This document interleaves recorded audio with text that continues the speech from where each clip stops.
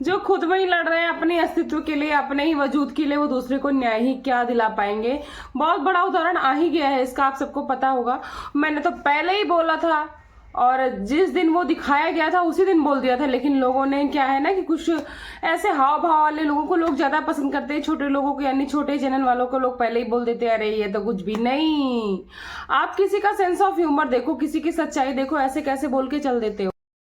आखिर वही बात सच हुई जो मैंने बोली थी, लेकिन तब आप लोग को सुनना नहीं था।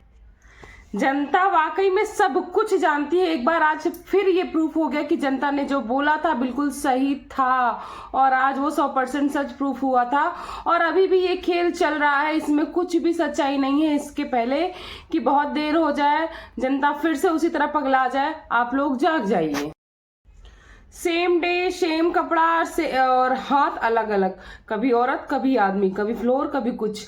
इसके पीछे क्या कारण हो सकता है, कभी जाके सोचने की कोशिश की है? नहीं, क्योंकि ये चाल है, ये सच्चाई है ही नहीं।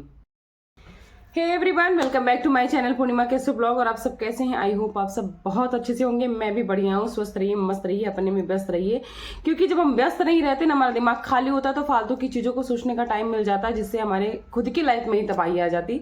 तो मैं रिक्वेस्ट करूंगी जो भी आपका अपना काम है उसमें व्यस्त रहिए, क्योंकि आपको तभी सुकून मिलेगा। और आप जब सुकून में रहोगे, खुश रहोगे, तो आपका परिवार भी खुश रहेगा। तो चलिए वीडियो को स्टार्ट करते हैं, ज्यादा लेट नहीं करते हैं।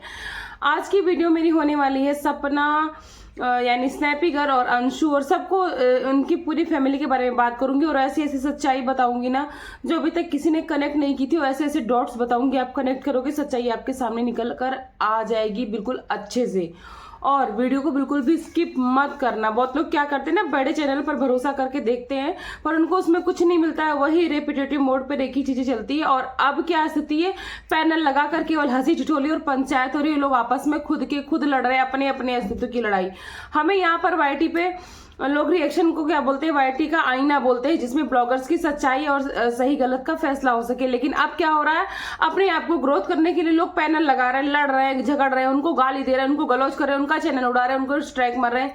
ये कितना सही है, आप लोग जरूर जवाब देना। और अगर आपको सच का साथ देना पसंद है, सच बिल्कुल पसंद हो, प्लीज चैनल को लाइक सब्सक्राइब एंड शेयर कर देना।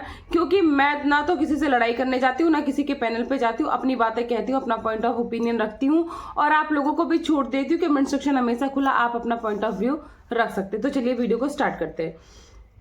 अंशु आ गई है अपने घर पे, आप सबने देखा होगा। और वो गई ही नहीं थी, क्योंकि देखो मैं इसमें एक चीज बोलती हूँ स्टार्टिंग से ही कि दोनों पक्ष में ना तो ये पक्ष पूरी तरह सही है, ना ये दूसरा पक्ष पूरी तरह सही है। दोनों में मैं किसी के साइड भी नहीं हूँ, जो सच्चाई लगती है बस उस पर बात करती हूँ। या तो अंशु कुछ दिन के लिए गई थी, या तो अंशु का जैसे आदमी मिलने जुलने जाता उस तरह से, क्योंकि जिस तरह से पूरा माहौल बना के अंशु को भेजा गया था, उसमें ये भी लोग ऑब्जेक्शन उठा रहे थे कि अंशु चली तो गई है, लेकिन एक दिन वो वापस आ जाएंगी, जो कि वापस आ गई। क्योंकि जिस दिन अंशु का जाने वाला ब्लॉग था, आप सपना का वो ब्लॉग उठा के देना, उसमें कम से कम 60 to 70% ऐसे कमेंट्स तो है ये कि जाएगी नहीं, वापस लौट कर आ जाएगी। जबकि सपना का उस टाइम जो इंटेंशन दिख रहा था, वो साफ साफ ये दिख रहा था कि भाई तुम भी निकल जाओ, हम भी निकल जाओ, हम बाद में आके आपस में मिल जाएंगे। क्योंकि उन दोनों को लग रहा था परिवार बुरा है, हम दोनों अच्छे हैं, हम दोनों की बॉन्डिंग अच्छी है।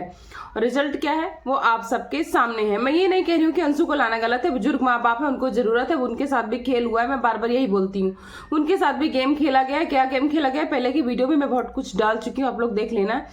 तो उनको किसी के सहारे की जरूरत, अगर अंशु आज आई है, उनका सपोर्ट करती, उनका सहारा बनती तो बहुत अच्छी बात है। लेकिन किसी को गलत करके उनको लाने की जरूरत नहीं, आप उनको ऐसे भी ला सकते थे। और जिस तरह से आपके डेली ब्लॉग नहीं आते हैं, साफ साफ ये चीजें सपना की भी सही है कि आप डेली ब्लॉग तो लाते नहीं हो, तो पता ही नहीं कौन कहाँ है, कब आ रहा है, कब जा रहा है, तो हम लोग जो अनुमान नहीं लगा सकते। इसके पीछे का एक बहुत बड़ा कारण ये भी है, मैं आपको बताती हूँ कि जहां तक मुझे पता है सपना 11th में थी, ठीक है, 11th में है, नेक्स्ट ईयर उनका 12th होगा। और अगर आप लोग को 9th या 10th या 11th या 12th दोनों में का ऑप्शन रख दो, इससे कम की क्लास में वो है नहीं, इससे ज्यादा की में वो है नहीं, ठीक है। तो ना तो अभी 15 फरवरी तक कहीं के एग्जाम खत्म हुए हैं, ना ही फाइनल एग्जाम शुरू हैं। आप सबके बच्चे पढ़ते होंगे, जितने लोग इस वीडियो को देख रहे होंगे, अपने मन पे हाथ रख के सोच लेना, अपने दिमाग से सोच लेना, और अपने बच्चे का सिलेबस, टाइम टेबल, जो शेड्यूल आया है, चेक कर लेना। चेक करने की जरूरत ही नहीं, क्योंकि जब हम माँ बाप उस पर एफर्ट डालते उन्हें पता होता है हमारा बच्चे का एग्जाम कब है, उसको प्रिपरेशन करानी, सब कुछ कराना है। किसी का एग्जाम क्या शुरू हुआ है, कौन सा ऐसा एजुकेशन बोर्ड है जहां 15 फरवरी को एग्जाम खत्म हो गया। अगर आप लोग की नजर में कोई एजुकेशन बोर्ड है तो मुझे बताना। हालांकि उन्होंने ये भी बोली, ये चीज ध्यान रखना कि वो होम स्कूलिंग नहीं कर रही, वो स्कूल जाती थी, एग्जाम फिनिश हो चुके हैं। मैं बताती हूँ उसके पीछे का कारण ये है कि सपना ने शिवपुरी से टीसी कटवाई ही नहीं थी, जो कि सॉरी अंशु ने टीसी कटवाई ही नहीं थी 11th की, जो कि उनकी जिठाई ने खुद भी क्लियर कर दिया है उनको स्कूल से निकालने वाली बात पे कि सपना की अंशु की तो कभी टीसी कटी ही नहीं थी, तो उनको 11th का एग्जाम यहीं देना है, क्योंकि वे शिवपुरी पहुंच गई तो एग्जाम यहीं पे आकर देंगी ये। नेक्स्ट ईयर इनका 12th होगा।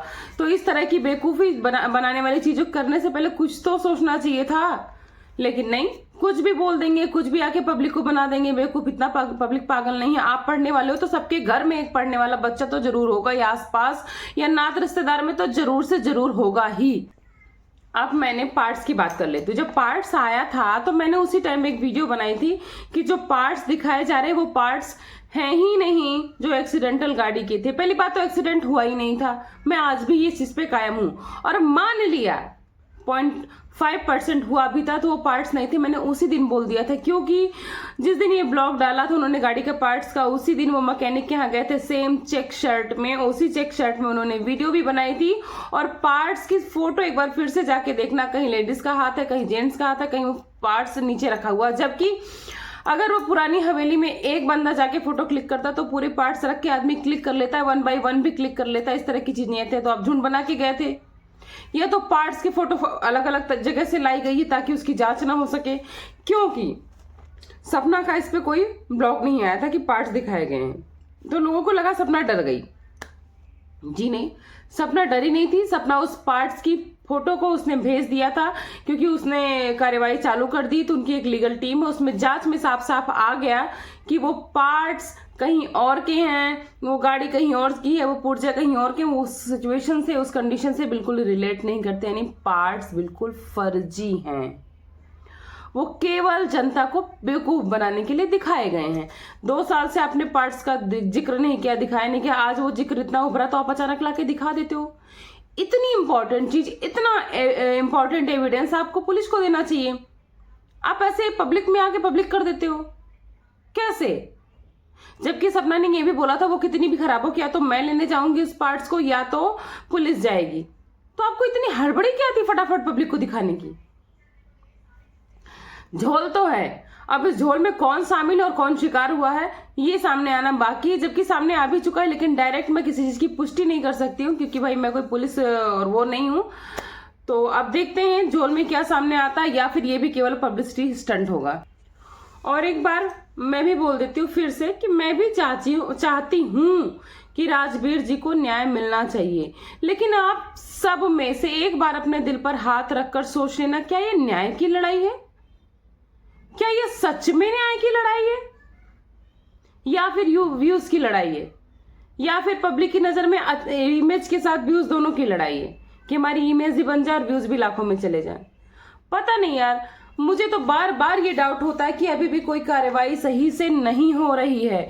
वो एक नॉर्मल एप्लीकेशन है, और अगर ये कार्रवाई हो रही है तो मैं फिर भी सपना का सपोर्ट करती हूँ, क्योंकि मैं बार बार बोलती हूँ ना कि जो उनके अगेंस्ट है और जिनके सपोर्ट में, दोनों लोग ये चीज करो कि अगर लड़ाई कर रही हो तो ठीक है करो, हम सपोर्ट करते हैं, पर रिजल्ट ला के दो।